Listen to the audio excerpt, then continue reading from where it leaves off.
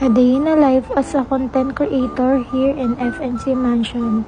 Ayan, antok na antok pa ang person.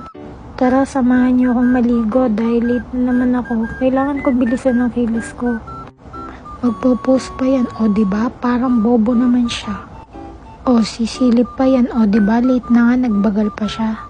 Fast forward, nakaligo na nga pala ako. Dahil fresh na ang person, magbibihis nga muna pala ako. O, dyan na muna kayo. O, tapos na ako magbihis, diba? Ang bilis. So, ayan, magsusuklay nga muna pala ako at binlower ko ng buhok ko at pinlansya ko na din. At ayan, tapos na magplansya ang personability at gagamitin na natin ang secret ng aking face, ang didistik ng front row. Huy, hindi na yan secret dahil sinabi ko na parang bobo naman siya. Alam niyo ba na napaka-helpful sa akin ito lalo na pag-aalis ako dahil may kasama tong primer at concealer? And guys,